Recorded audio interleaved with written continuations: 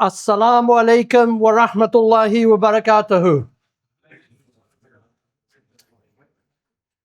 Someone said something to me recently that, honestly speaking, upset me a little. They said, your masjid is behind the times. Look at this masjid that's online. Hundreds of thousands of followers on TikTok. Let me say again, hundreds of thousands of followers on TikTok.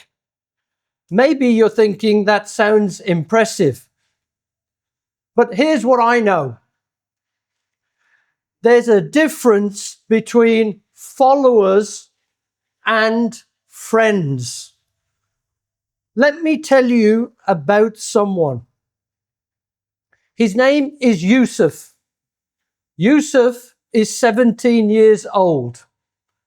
Born here. Prayed here as a child. I haven't seen Yusuf for 2 years, and neither have you. And honestly, I don't know if he's struggling with his faith, with his identity, or things none of us actually know anything about. And that's partly our failure. I say again, that's partly our failure. Because too many Muslims today only reconnect with the masjid on Eid, a funeral, or even, let's say, a family event. Then we disappear again into completely different worlds. So here is the vision I believe we need as a masjid. Let me say it again. Here's the vision I believe we need as a masjid. Nothing complicated, nothing difficult, easy to remember. We are there for each other. It's a simple vision. We are there for each other. It's not a slogan. It's not a social media post. It's a simple, personal, real promise. We are there for each other. Because a real masjid is not just about a building where we pray shoulder to shoulder and then we walk away from each other's lives. A real masjid is where people genuinely get to know each other. Where somebody notices if you stop turning up. Where somebody notices when you're stressed. Where somebody picks up the phone and says, brother, are you okay? Sister, are things really going okay? Think about young people for a moment. Again, I say, let's think about young people for a moment. Some are quietly, very quietly, losing their faith. Some are caught up in drugs, alcohol, destructive lifestyles. It's not the usual type of thing we say in a masjid, is it? But that's the reality outside of this bubble. Some have questions that they're terrified to ask because they fear.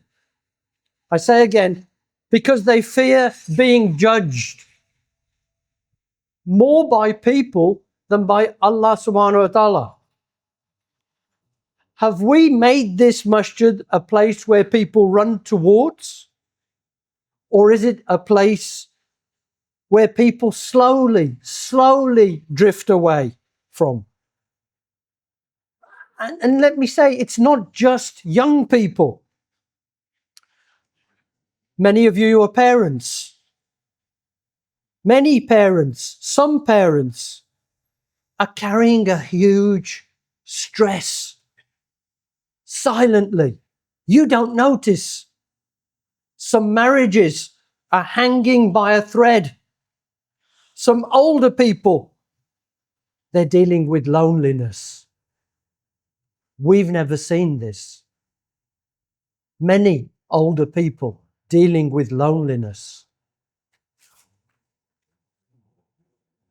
Some people sitting in this gathering today, they look completely fine. I look around, everyone looks fine on the outside. But inside, what's happening? Are they exhausted? Are they stressed? Are they worried?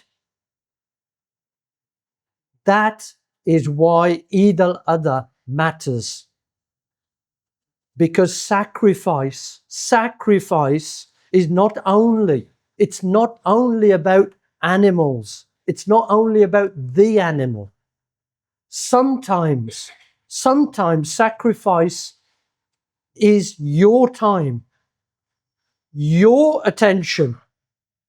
It's your comfort. Sometimes sacrifice is as simple as checking up on someone when you're busy. Sometimes sacrifice is having to have an uncomfortable conversation instead of what many of us do, including me, avoiding it. So before you leave today, I'm going to ask you one simple thing that I'd like you to do. One thing I would like you to do. Speak to someone that you don't normally speak to. Make an effort. Not just the usual, oh, Eid Mubarak, brother, and then walk off. Take a little bit of time. Maybe just say, good to see you. It's been a while. How are things? What's new? You'll figure it out. Because real conversations, usually real conversations start very small. And sometimes in somebody's tone, the look in their face, the way they answer you, that's when you need to use your sense. It may not all be well. And that's where your time matters.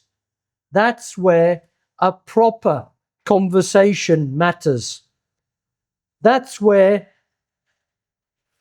being there for someone actually matters. So before you leave today, please don't just rush home. Take a moment. Speak to someone properly. Because I can tell you, this masjid does not need more followers. It needs more people who are there for each other. More people who are there for each other.